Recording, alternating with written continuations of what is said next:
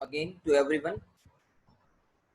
અત્યાર સુધીના આપણા એસ બ્લોકના ટોપિકની અંદર આપણે કઈ વસ્તુ જોઈ ગયા હતા તો કે એસ બ્લોકના ટોપિકની અંદર આપણે જોઈ ગયા હતા કે એસ બ્લોકની અંદર આપણને ગ્રુપ 1 અને ગ્રુપ 2 આવે. Group 1 is known as the alkali and group 2 is termed as the alkali earth metals. આપણે ગ્રુપ 1 ના ડિસ્કશન્સમાં હતા. ગ્રુપ 1 ના ડિસ્કશન્સમાં આપણે જોયું હતું કે સોડિયમ પોટેશિયમ એટલે કે એના જે મેમ્બર્સ છે તે લિથિયમ, સોડિયમ, પોટેશિયમ, રૂબેડિયમ, સીઝિયમ અને ફ્રાન્સિયમ સુધી પહોંચે. ફ્રાન્સિયમ એ રેડિયો એક્ટિવ એલિમેન્ટ છે એટલે જે આપણે ટાર્ગેટ કરીશું તે લિથિયમ થી સીઝિયમ સુધી ટાર્ગેટ કરીશું. લિથિયમ આપણો કેવો એલિમેન્ટ છે તો કે સૌથી ફર્સ્ટ એલિમેન્ટ છે એટલે એનોમેલસ બિહેવિયર શો કરે ધેટ વી આર નોઈંગ. પછી લિથિયમ કેમ એનોમેલસ બિહેવિયર શો કરે તો કે એની સાઇઝ નાની છે અને આયોનાઇઝેશન એન્થાલ્પી બહુ જ વધારે છે. આ બે રીઝન છે કે જેના બેઝ પર આપણને એનોમેલસ પ્રોપર્ટી શો કરશે. તો એને આપણે ફોકસ કરી અને વર્કઆઉટ કરવાના છે અને એના ઘણા બધા ટોપિક્સને આપણે જોયેલા હતા. હવે આજે આપણે જે ટોપિકને સ્ટાર્ટ કરીશું તે ગઈકાલ સુધીનો સેશન હતો ત્યાર પછીના ટોપિકને સ્ટાર્ટ કરીશું. જે લોકોનું રહી ગયું છે તે લોકો માટે મારા લેક્ચરનું હું તમને વિડીયો લિંક શેર કરીશ તો એ તમે જોઈ લેજો એટલે તમને એનું ધ્યાન પર આવી જશે. Okay fine. સો સ્ટાર્ટ કરીએ આપણો આજનો ફર્સ્ટ ટોપિક. આપણે ગઈકાલ સુધીના ટોપિકની અંદર આવા બધા સેશન્સને આપણે કંઈક વર્કઆઉટ કરી ગયા હતા. એટલે કે આપણે જે ડિસ્કશન્સ કરેલું હતું તે ડિસ્કશન્સની અંદર આપણે એવું જોયું હતું કે એમાં પિરિયોડિસિટી અથવા તો પિરિયોડિક પ્રોપર્ટી આપણને કયા મળે છે તે. એક second.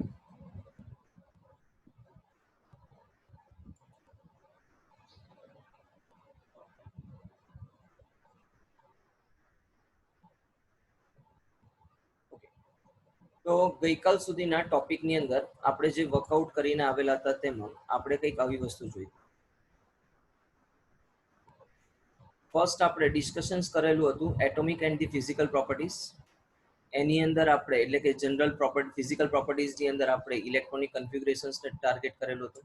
Atomic and the ionic રેડિયસને ટાર્ગેટ કર્યું હતું. Ionization enthalpy, hydration enthalpy, density, flame test, lustre property, then a tendency of forming a complex compounds, melting points and boiling point. આવી ફિઝિકલ પ્રોપર્ટીને ડિસ્કશન કરેલી હતી.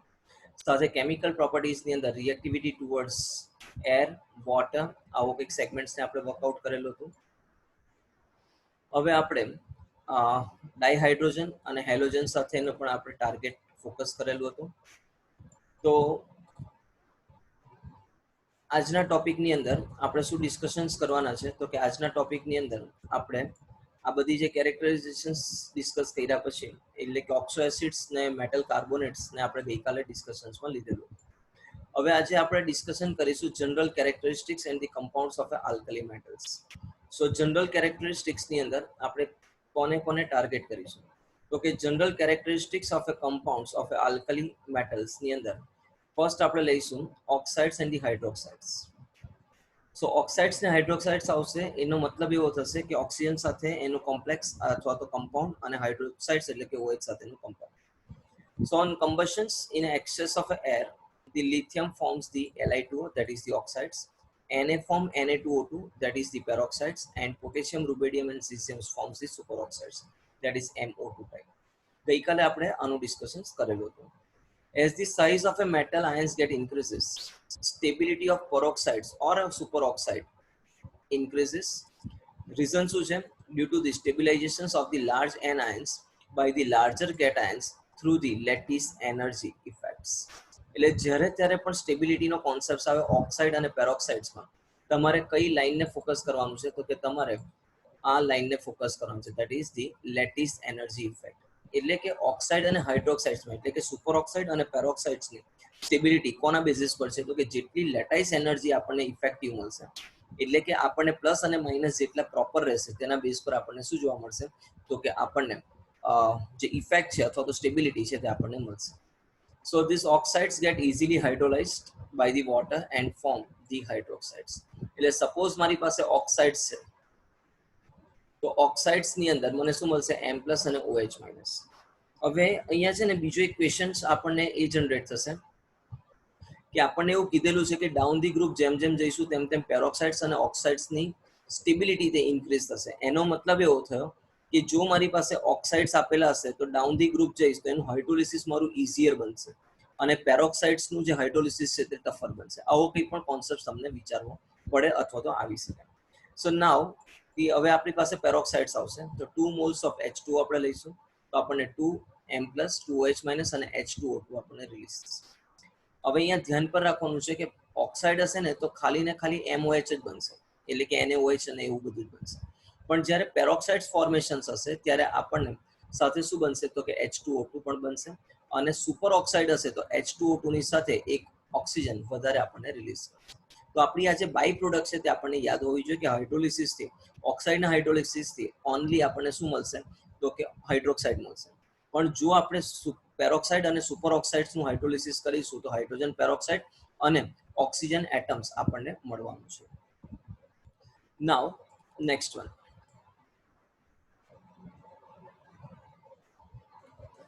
the pure oxides and the peroxides are the colorless while the superoxides are yellow or the orange in color. હવે એનું reason શું છે તો કે કેમ કલરલેસ છે અને કલરનો કોન્સેપ્ટ છે તેમ. હવે અહીંયા આપણને કહી દીધું છે કે ઓક્સાઇડ્સ આપણી પાસે અને પેરોક્સાઇડ કલરલેસ છે પણ સુપર ઓક્સાઇડ આપણને યલો અથવા ઓરેન્જ કલર શો કરશે. રીઝન શું છે તો કે સુપર ઓક્સાઇડ જે છે તે પેરામેગ્નેટિક પ્રોપર્ટી શો કરશે. હવે પેરામેગ્નેટિઝમ હશે એટલે અનપેડ ઇલેક્ટ્રોન મળશે, અનપેડ ઇલેક્ટ્રોન હશે એટલે પેલું જે બોર્સ કોન્સેપ્ટ અથવા તો કોમ્પ્લેક્સની અંદર ભણી ગયા છે તે હાયર ટુ લોઅર એનર્જી અને લોઅર ટુ હાયર એનર્જી અને ત્યાર પછી રિલીઝ થઈ અને નીચે આવશે. એટલે જે આપણને એમિશન્સ મળશે તેનાથી આપણને કલર ચેન્જ જોવા મળશે. સો they dissolve in water to produce the large amount of heat due to the intense hydration. એટલે જે સુપર ઓક્સાઇડ છે તે કલર બી શો કરશે, સાથે તેને જ્યારે આપણે સોલ્યુબલ કરીશું વોટરની અંદર તો આપણને હાઇડ્રેશન એનર્જી સૌથી વધારે આપણને ફોર્મેટ થવાની છે. Okay, now moving on the next portions of this general characteristics. તો અહીંયા આપણને શું કીધેલું છે તો કે અહીંયા આપણને કીધેલું છે હેલાઇટ્સ. હેલાઇટ્સનો કોન્સેપ્ટ આવશે એટલે હવે અહીંયા માઇન્ડમાં સેટ કરવાનું છે કે હેલોજન સાથેની રિએક્શન. હેલોજનની રિએક્શન્સ હોય એટલે આપણી પાસે જે પેલો જે કોન્સેપ્ટ છે કે ફ્લોરિન, ક્લોરિન, બ્રોમિન, આયોડિન, તો એમાં ફ્લોરિન એ વધારે નેગેટિવ હશે અને આપણે એસ બ્લોક ડિસ્કસ કરીએ છીએ એટલે F માઇનસની રિએક્ટિવિટી વધારે અને I માઇનસની રિએક્ટિવિટી ઓછી હશે એવું આપણે માઇન્ડમાં સેટ કરી શકીએ. સો હેલાઇટ્સ યુઝ્યુઅલી કેવા હશે? Having the high melting point, colourless, crystalline solids. હવે મેલ્ટિંગ પોઈન્ટ કેમ હાઈ હશે તો કે આયોનિક બોન્ડ ફોર્મ કરશે. ક્રિસ્ટલાઇન્સ કેમ હશે તો કે અગેન એની પાસે શું હશે? આયોનિક બોન્ડ ફોર્મેશન હશે. એન્ડ કલરલેસ કેમ હશે તો પણ એનું રીઝન છે કે જેના ફ્રી ઇલેક્ટ્રોન્સ હતા તે કોણે યુટિલાઇઝ કર્યા તો કે આયોનિક બોન્ડ ફોર્મેશન્સની અંદર યુઝ થઈ ગયા. So they have the negative or the high negative enthalpies of formations and melting point and boiling point having the order of this one: chlorine, fluorine, bromine and iodine. So what we need to focus or what we need to note down over here, so we need to note over here the part that is the low solubility of a LIF in a water is due to its high lattice enthalpy. હવે આપણને ખબર જ છે, આપણે equilibrium chapter ભણેલા છે તો equilibrium ચેપ્ટરની અંદર આપણને એવું કીધેલું છે કે જેમ જેમ લેટિસ એન્થાલ્પી વધારે હોય તેમ તેમ હાઇડ્રેશન એન્થાલ્પી લોસ થઈ જશે અને હાઇડ્રેશન એન્થાલ્પી લોસ થશે એટલે સોલ્યુબિલિટી ઓછી થઈ જશે. લેટિસ એન્થાલ્પી એટલે કે સ્ટ્રક્ચર ફોર્મ જ રહેશે, એટલે કે આપણું ક્રિસ્ટલ ફોર્મેશન જ રહેશે અને ક્રિસ્ટલ રહેશે તો એ સોલ્યુબલ થવાનું નથી. And that is why high lattice એન્થાલ્પીના મતલબમાં આપણને સોલ્યુબિલિટી લો થશે. અને બીજું આપણી પાસે નોટ ડાઉન કરવા જેવી બાબત છે, the low solubility of a CSI is due to the small hydration enthalpy of a 2 ions. તો જ્યારે લિથિયમ ફ્લોરાઇડ કીધેલું હશે તો હાઈ લેટિસ એન્થાલ્પી રિસ્પોન્સિબલ છે અને CSI ની અંદર આપણને હાઇડ્રેશન એન્થાલ્પી લો છે તે કોન્સેપ્ટને આપણે ફોકસ કરીને રાખવાનું છે. લિથિયમ પાછું કોવેલેન્ટ બોન્ડ ફોર્મેશન્સ કરશે એટલા માટે પણ એની જે લેટિસ એન્થાલ્પી હશે તે વધી જશે. CSI માં સીઝિયમ બી લાસ્ટ એલિમેન્ટ છે અને આયોડિન પણ લાસ્ટ એલિમેન્ટ છે એટલે જે બંનેની હાઇડ્રેશન એન્થાલ્પી છે તે લોઅર ડાઉન હશે and that is why we have a low solubility. આવો કંઈક કોન્સેપ્ટ આપણને મળવાનું છે. Okay, now moving on the next topic that is the salt of oxo acids. Now the salt of oxo acids. So oxo acids are those in which acidic proton is on a hydroxyl group with the oxo group attached to the same atom. Say for example we have H2CO3. તો અહીંયા આપણે શું કરી શકાય? તો કે અહીંયા મારે એનો ઓક્સો એસિડ્સ લખવો છે તો એને કેવી રીતના લખી શકીશ? તો કે અહીંયા જ્યારે મારે H2CO3 નો ઓક્સો એસિડ્સ મારે લખવાનો હોય તો હું એને કેવી રીતના લખી શકીશ? તો કે હું અહીંયા એક બ્રેકેટમાં લખીશ CO બ્રેકેટ ક્લોઝ અને બીજામાં લખીશું OH બ્રેકેટ ક્લોઝ અને ટ્વાઇસ. તો આ જે મારો એસિડિક પ્રોટોન છે તે કોની સાથે અટેચ છે? તો કે CO સાથે અટેચ છે. And that is why, according to the definitions, oxoacids are those in which the acidic proton is on hydroxyl group. This is the hydroxyl group with an oxo group attached to the same atoms. તો હવે આપણી પાસે આ જે CO છે તે oxo group થઈ જશે. OH2 એટલે કે હાઇડ્રોક્સિલ ગ્રુપ છે તેમાં હાઇડ્રોજન જે છે તે પ્રોટોનિક હાઇડ્રોજન છે અને તે હાઇડ્રોક્સિલ ગ્રુપની અંદર છે. So alkali metals form the salts with all the oxo acids as the electropositive character increases down the group. તો અહીંયા થોડુંક આ વસ્તુને આપણે ફોકસ કરી લઈશું. આલ્કલી મેટલ્સ માટે શું કીધેલું છે? તો કે આલ્કલી મેટલ્સ માટે આપણને આ કોન્સેપ્ટ કીધેલો છે. Alkali metals forms the salt with all the oxo acids. Why? Because the electropositive character increases down the group. આપણી પાસે રીઝન છે. And stability of the carbonates and the hydrocarbonate also get increases. એટલે જેમ જેમ આપણી પાસે ઇલેક્ટ્રોપોઝિટિવ characters વધશે તેમ તેમ સોલ્ટ ફોર્મેશન્સ પણ વધશે, સાથે stability of carbonates and the hydrocarbons means hydrogen carbonate means bicarbonate also get increases. એટલે અહીંયા આપણે શું ફોકસ કરવાનો છે? તો કે હવે Li2CO3 being unstable to heat get decomposed and gives us the Li2O and CO2. હવે સ્ટેબિલિટીનો કોન્સેપ્ટ આપણને બાયકાર્બોનેટ અને કાર્બોનેટ માટે ખબર જ છે કે ડાઉન ધી ગ્રુપ વધશે. હવે Li એ ફર્સ્ટ એલિમેન્ટ છે એટલા માટે આપણને અનસ્ટેબિલિટી શો કરશે. ઓકે, તો આટલા પોઈન્ટ આની અંદર ઇમ્પોર્ટન્ટ છે.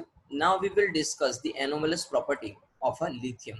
આ મોસ્ટ ઇમ્પોર્ટન્ટ છે, એના બેઝ પર ઘણા બધા MCQs તમારે યાદ રાખવા પડે. સો anomalous behavior of a lithium is due to, હવે કોના કોના લીધે આપણને મળશે તે? તો કે આપણને આ જે મળશે તેનો બેઝ કોણ હશે? તો કે exceptionally smaller size અને high polarizing power. આ આપણી પાસે બે મેઇન રીઝન છે કે જેના બેઝ પર આપણે એવું વિચારી શકાય કે lithium having the anomalous property, smaller size and the high polarizing power. So this give to rise a covalent characters in a lithium compound. એટલે લિથિયમના અંદર મોસ્ટલી આપણને કોવેલેન્ટ કેરેક્ટરાઇઝેશન્સ મળશે. કોવેલેન્ટ કેરેક્ટરાઇઝેશન્સ કોના લીધે છે? તો કે સ્મોલર સાઇઝ અને હાઈ પોલરાઇઝિંગ પાવરના લીધે છે.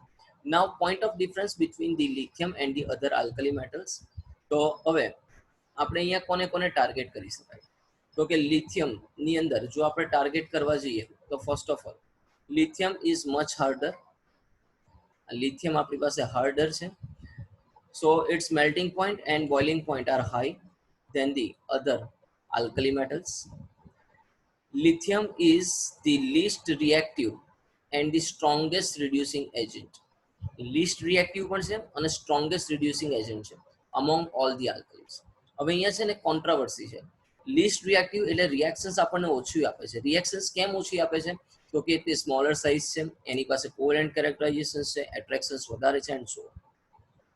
સ્ટ્રોંગેસ્ટ રિડ્યુસિંગ એજન્ટનો મતલબ એવો થાય કે જ્યારે તારે રિએક્શન્સમાં જશે ત્યારે એની પાસે ઇલેક્ટ્રોન ડોનેટિંગ પાવર વધારે છે એન્ડ ધેટ ઇઝ વાય એ આપણને શું બતાવશે?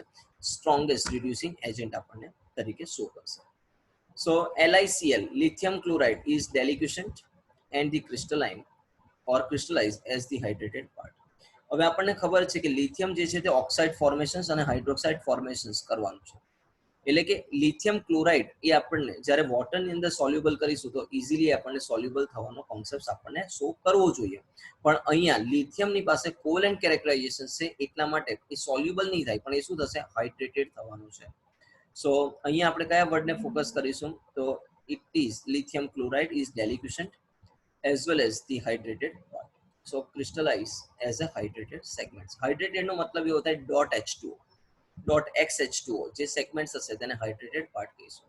હવે આપણે ટાર્ગેટ કરીશું લિથિયમ હાઇડ્રોજન કાર્બોનેટ એટલે કે લિથિયમ બાયકાર્બોનેટને આપણે ટાર્ગેટ કરીશું. So is not obtained in the solid state while the other elements forms the solid hydrogen carbonate.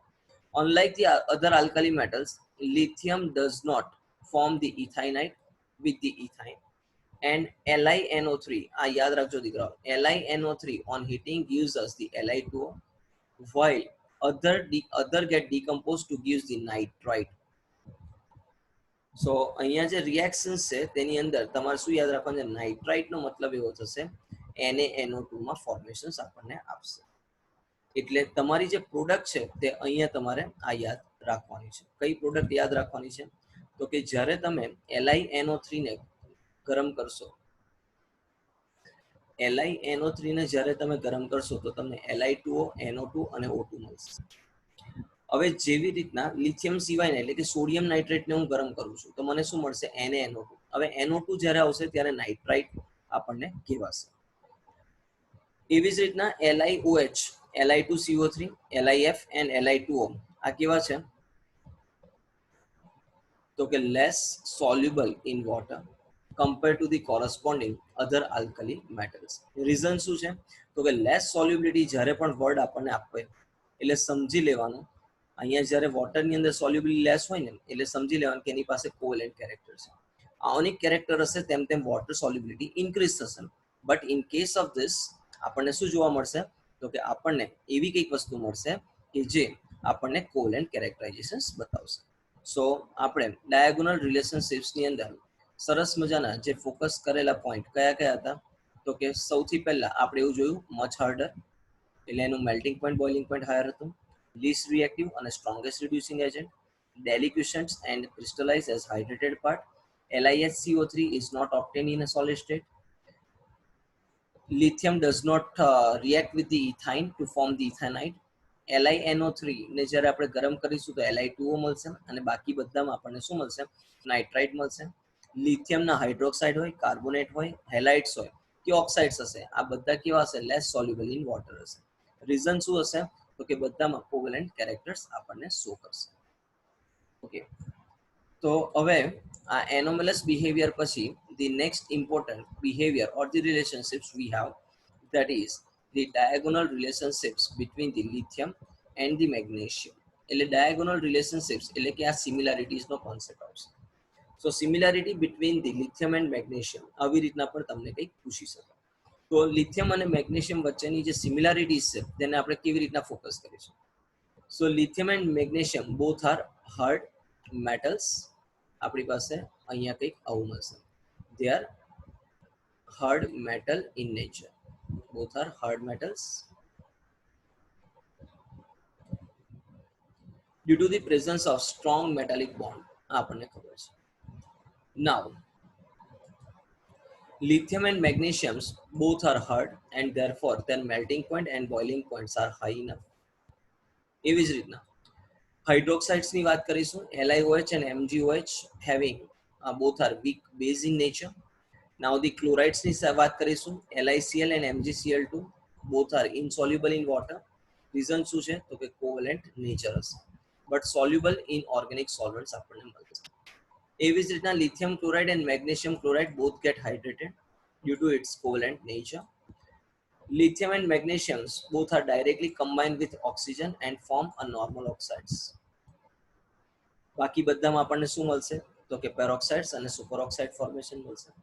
They can also directly combine with the N2 and form the Li3N and Mg3N2, that is magnesium nitrate. Carbonates and the nitrates of a lithium and magnesium are unstable and readily decomposed to form the oxides. Hydration energy of the Li plus and Mg2 plus ions are higher due to the smaller size.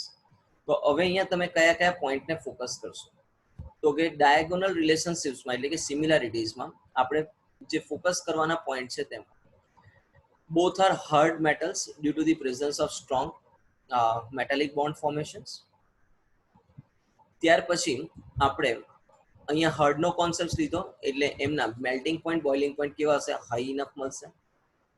બંનેના જ્યારે હાઇડ્રોક્સાઇડ્સને આપણે show કરીશું, હાઇડ્રોક્સાઇડ્સને આપણે જ્યારે show કરીશું તો એ કેવા હશે, વીક બેઝ ઇન નેચર હશે. LiCl અને MgCl2 એટલે કે જ્યારે આપણે ક્લોરાઇડની વાત કરીશું, ઇનસોલ્યુબલ આપણને હશે, રીઝન હશે કોવેલેન્ટ કેરેક્ટર્સ.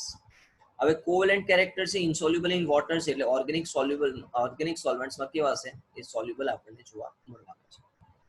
હવે આગળ જોયું હતું તે પ્રમાણે કે લિથિયમ ક્લોરાઇડ એ હાઇડ્રોલાઇઝ્ડ ફોર્મની અંદર હોય એટલે આ બંને કેવા હશે, હાઇડ્રોલાઇઝ્ડ હશે. અગેન એનું રીઝન આપણને કોવેલેન્ટ મળશે. ઓક્સિજન સાથે ડાયરેક્ટલી કોમ્બિનેશન આપશે અને આપણને નોર્મલ ઓક્સાઇડ બનાવશે. એવી રીતના નાઇટ્રોજન સાથે ડાયરેક્ટ કોમ્બિનેશન આપી અને આપણને શું બનાવશે, Li3n અને Mg3n2 નો કોન્સેપ્ટ આપણને આપશે. એવી જ રીતના કાર્બોનેટ્સ અને નાઇટ્રેટ્સ કોના, તો કે લિથિયમ અને મેગ્નેશિયમ્સના કેવા હશે, અનસ્ટેબલ આપણને મળશે અને ડીકમ્પોઝિશન આપણને ઇઝીલી મળશે. બંનેની હાઇડ્રેશન એનર્જી કેવી હશે, તો કે હાયર હશે. રીઝન શું છે, તો કે સ્મોલર સાઇઝ આપણને શો કરશે. આટલા પોઈન્ટને તમારે યાદ રાખવાના છે. આજના ટોપિકના તમારે ડાયાગોનલ રિલેશનશિપ્સ અને એનોમલસ બિહેવિયર આ બેને મેઇનલી ફોકસ કરીને રાખવાના છે. એના બેઝ પર જ કન્ફ્યુઝિંગ MCQs આપણને મળતા હોય છે. બંનેમાં રીઝન એક જ છે, smaller size, high ionisation enthalpy અને સાથે હાઈ હાઇડ્રેશન એન્થાલ્પી ઓર એનર્જીસ, અને ત્રીજો ઓપ્શન છે કોવેલેન્ટ નેચર. આ 3 રીઝન્સના લીધે એમની પાસે ડાયાગોનલ રિલેશનશિપ પણ છે અને સાથે એનોમલસ બિહેવિયર પણ છે. ડાયાગોનલ રિલેશનશિપ્સ આવશે એટલે Mg સાથેની વાત આવશે અને એનોમલસ બિહેવિયર આવશે એટલે એના જ એલિમેન્ટથી એ કેવી રીતના ડિફર થાય છે તેનો કોન્સેપ્ટ આપણને મળશે. હવે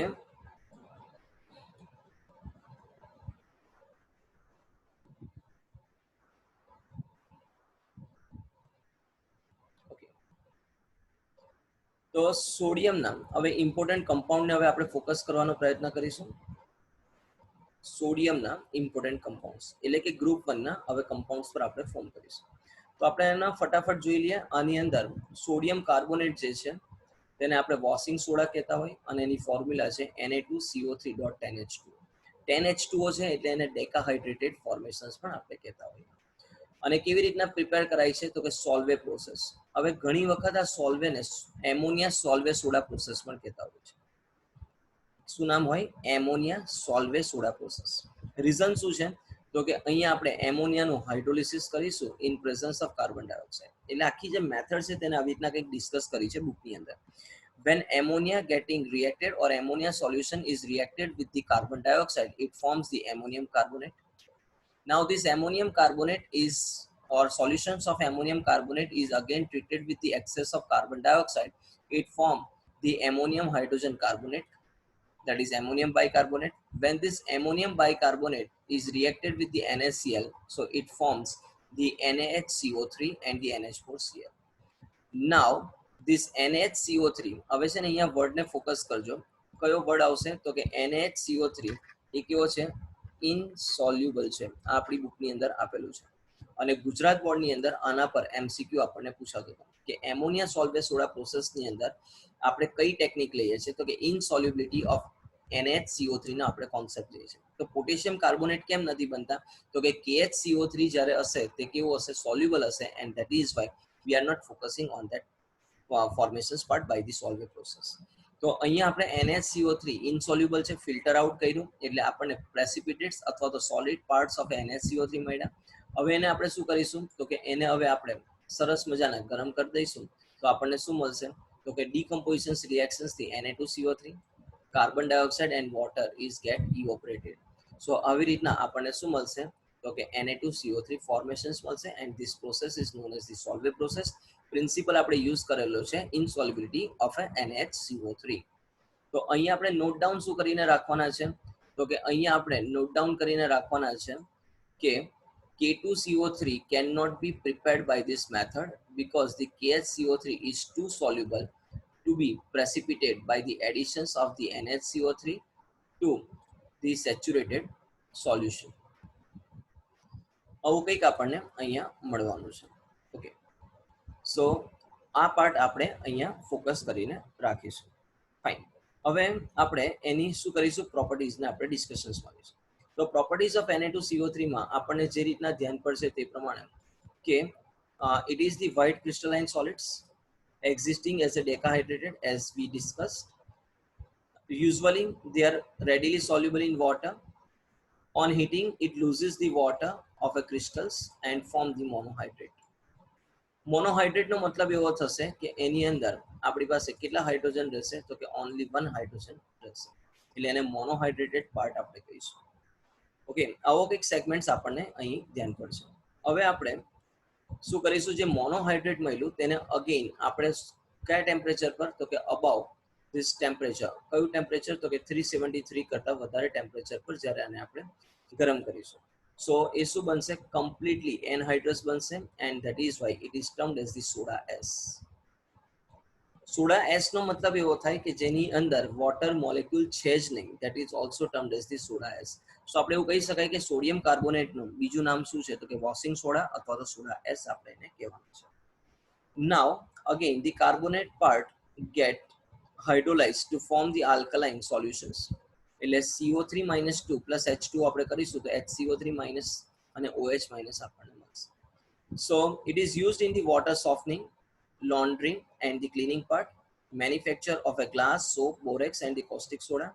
Also used in the paper and the paint and the textile industries and important reagent of a laboratory. So this is the somewhat basic part regarding this particular Na2CO3. સો અહીંયા preparations આવશે એટલે સોલ્વે process, અને principal પૂછવામાં આવે તો ઇનસોલ્યુબિલિટી of NaCO3. K2CO3 કેમ નહીં બનાવાય, તો કે KHCO3 એ હાઈલી સોલ્યુબલ અથવા તો ટુ સોલ્યુબલનો કોન્સેપ્ટ આપણને મળવાનો છે. એવી રીતના NaCl ને પ્રિપેર કરવા માટે આપણી પાસે કઈ મેથડ છે, તો કે usually we are preparing it by the evaporations of a sea water. So now crude NaCl obtained by the crystallizations of a brine solution.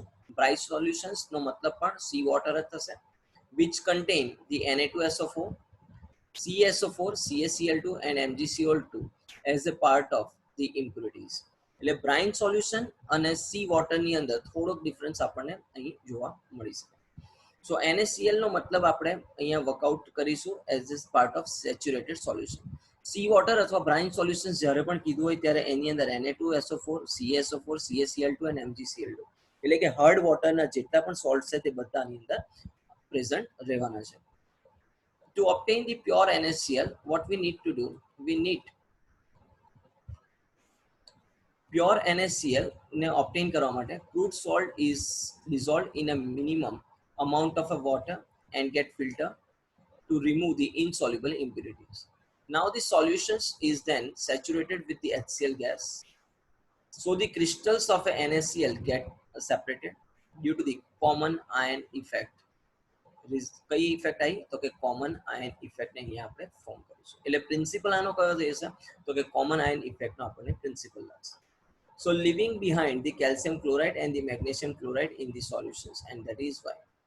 હવે અહીંયા કોમન આયનનો કોન્સેપ્ટ જ્યારે આપણને કહેવામાં આવે તો આપણે શું કર્યું, NaCl ની અંદર HCl નાખી દીધું એટલે Cl- આપણો કોમન આયન થઈ જશે. નાઉ પ્રોપર્ટીઝ, તો આ ટેમ્પરેચર યાદ રાખવાની જરૂર નથી, યુઝ્યુઅલી વ્હાઇટ ક્રિસ્ટલાઇન સોલિડ્સ છે. સોલ્યુબિલિટીની જો વાત કરવામાં આવે તો 36 gram in 100 gram of water at 273 Kelvin, and its solubility does not increases appreciably with the increase in the temperature. સો આવો પણ કંઈક કોન્સેપ્ટ અહીંયા છે, બહુ વધારે ફોકસ કરવાની જરૂર નથી, ખાલી કોમન આયન ઇફેક્ટના બેસિસ પર આપણે પ્રેસિપિટેશન્સ કરીએ છીએ એટલું યાદ રાખવું ઇનફ છે. So it is also used as a common salt, table salts or for the domestic purpose and the preparations of the Na2O2, NaOH and Na2CO3 આવા બધા સેગમેન્ટ્સ માટે આપણે એનો યુટિલાઇઝેશન કરતા હોઈએ છીએ. એવી જ રીતના આપણી પાસે અહીંયા આવશે NaOH.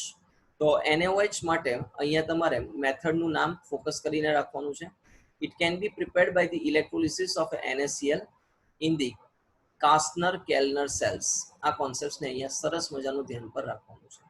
Kastner-Kellner cell આ તમારો MCQ જેના માટે, તો કે તમને અહીંયા જે NTA ની જે બેઝિક જે ફોર્મેટિવ ક્વેશ્ચન્સ છે તેની અંદર પણ આપણને પૂછતા હોય છે. Okay, so brine solution is electrolyzed by using the mercury as a cathode and the carbon as a anode. સો અહીંયા કેથોડ અને એનોડ કયા છે તે પણ તમારે યાદ રાખવા જોઈશે. સો કાર્સ્નલ કેલરમાં આપણી પાસે મર્ક્યુરી એ કેથોડ છે અને કાર્બન આપણી પાસે એનોડ છે. હવે કેથોડ પર કઈ રિએક્શન્સ થતી હશે તો કે Na+ ઇલેક્ટ્રોન ગેઇન કરી અને મર્ક્યુરી સાથે કોમ્પ્લેક્સેશન ફોર્મ કરશે અને એવી જ રીતના આપણને એનોડ પર શું થશે તો કે ગેસ આપણને ઓબ્ટેન થશે. હવે જે સોડિયમ અમાલ્ગમ મળેલો છે તેને વોટર સાથે આપણે ટ્રીટ કરીશું તો NaOH, મર્ક્યુરી અને આપણને H2 મળી જશે. So mercury again will act as the catalyst. Usually NaOH કેવા હોય તો કે white transparent translucent solids હશે, usually dissolved in water to give the alkaline solutions. Crystals of NaOH are highly deliquescent એટલે કે આપણને absorptions of a water ના concepts પર આપણને મળવાનું છે. Okay, next it reacts with the carbon dioxide in the atmosphere and it gives us the Na2CO3. So this is all regarding the NaOH.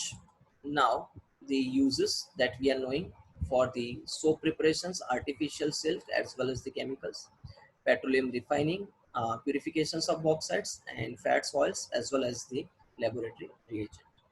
આ થોડું તમે યાદ રાખી લેજો, જેટલું આમાંથી યાદ રહે તેવું તમે કરી શકો. સોડિયમ હાઇડ્રોજન કાર્બોનેટ એને આપણે બેકિંગ સોડા કહીશું, પેલું વોશિંગ સોડા હતું, આ બેકિંગ સોડા થશે. સો યુઝ્યુઅલી આની જે પ્રિપરેશન્સ છે તે આપણે કેવી રીતના કરતા હોઈએ છીએ તો કે આપણે પ્રિપરેશન્સ કરીએ છીએ saturating a solutions of Na2CO3 with the carbon dioxide. So જેમ જેમ કાર્બન ડાયોક્સાઇડ એડ કરીશું તો આપણને NaCO3 મળશે, એટલે કે સોલ્વે સોડા પ્રોસેસનો ફર્સ્ટ પાર્ટ આપણે યુઝ કરીશું. Known as the baking soda, reason શું છે? It gives decompose on heating and generate the bubbles of carbon dioxide and that is why it is termed as the baking soda. અને આપણે ગુજરાતીમાં ખાવાનો soda પણ કહેતા હોઈએ છીએ. So it is the mild antiseptics for the skin infections as well as used for as a fire extinguishers. So આવો કંઈક કોન્સેપ્ટ આપણી પાસે છે અને લાસ્ટમાં આપણે આ ટોપિકમાં Na+ નું ઇમ્પોર્ટન્સ શું છે તેને ડિસ્કશન કરી લઈએ. They are found on the outside of a cells and precipitate in a transmission of a nerve signals in regulating of a flow of a water across the cell membrane, that is a kind of osmosis, and in the transport of a sugar and the amino acids through the cells. એટલે ultimately Na+ નું કામ શું છે તો કે transmissions of a nerve signals as well as to regulate the transportations mechanisms. હવે આપણી પાસે આવશે ઇમ્પોર્ટન્સ ઓફ K+. યુઝ્યુઅલી આપણને ક્યાં જોવા મળશે તો કે most abundant cations within the cell fluids. Cell fluids ની અંદર આપણને જોવા મળશે where they activate many enzymes, participates in the oxidations of the glucose to produce the ATP as well as with the sodium are responsible for the transmissions of the nerve signals. એટલે કે ATP pump બનાવવા માટે utilise થશે. એટલે હવે જ્યારે તમને એવું કીધેલું હોય કે બોડીમાં કયો આયન્સ ઇમ્પોર્ટન્ટ છે તો કે K+ આયન્સ. વાય તો કે એ એન્ઝાઇમ્સને એક્ટિવેટ કરવાનું કામ કરશે, ઓક્સિડેશન્સ ઓફ અ ગ્લુકોઝ એટલે કે એનર્જી પ્રોડક્શન્સનું કામ કરશે and that is Y Na+ અને K+ માં સૌથી ઇમ્પોર્ટન્ટ કયું છે તો કે આપણને K+ આપણને ઇમ્પોર્ટન્ટ મળવાનું છે. તો અહીં સુધીનો જે ટોપિક છે તે આપણો કયો હતો તો કે આપણો ટોપિક ગ્રુપ 1 માટેનો હતો. So tomorrow onwards we will discuss the part of the this one, that is the group 2 ને આપણે ડિસ્કશન્સમાં લઈશું. આવો કંઈક સેગમેન્ટ્સ આપણને અહીંયા મળશે. સો